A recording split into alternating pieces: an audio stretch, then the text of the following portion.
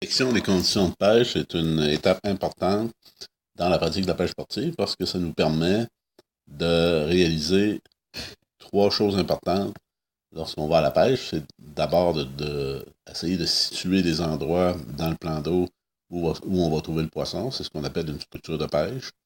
D'utiliser des leurres efficaces, des leurres qui vont faire mordre le poisson et qui sont efficaces, adaptées à la structure de pêche, et d'utiliser une technique de pêche qui va permettre une bonne présentation, une présentation efficace du leurre.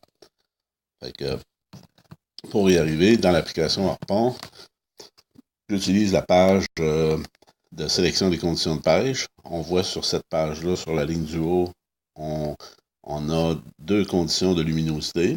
On va avoir un temps qui est clair et lumineux ou un temps qui est plutôt sombre.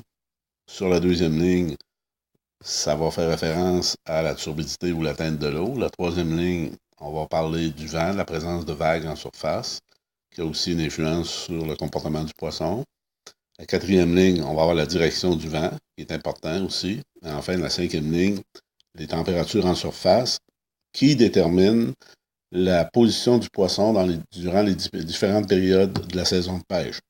Donc, de 0 à 11 degrés Celsius, on est vraiment à l'ouverture. Par exemple, pour la truite mouchetée, on va trouver la truite mouchetée dans les zones du plan d'eau qui se réchauffe en premier. Donc, ça nous permet de situer déjà des sites de pêche potentiels. De 12 à 17 degrés, la truite mouchetée va s'éloigner un petit peu du rivage parce qu'elle va trouver sa nourriture avec une abondance d'insectes, d'éclosion d'insectes durant la période du printemps. Et 18 degrés et plus en surface, on est dans la période estivale, la période où c'est le plus difficile de prendre la truite mouchetée à ce moment-là. Dans l'application Harpon, on a simplement à cliquer sur l'icône dans la colonne de gauche, par exemple le soleil, et ça me donne une définition vraiment détaillée de l'usage qu'on fait dans l'application d'un temps clair et lumineux et d'un temps sombre ou pluvieux. Et ça donne une bonne définition.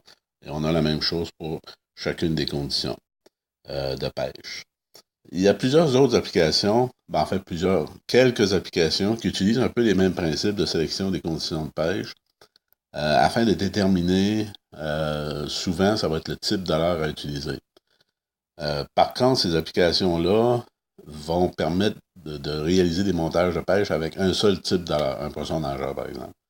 Alors que l'application Harpon, c'est une application qui est développée pour les pêcheurs. C'est une application qui donne des informations sur les techniques, les montages de leurre pour tous les types de leurre, toutes les techniques de pêche. En fait, si on prend les poissons nageurs, ça représente à peu près 20% des leurres utilisées sur le marché.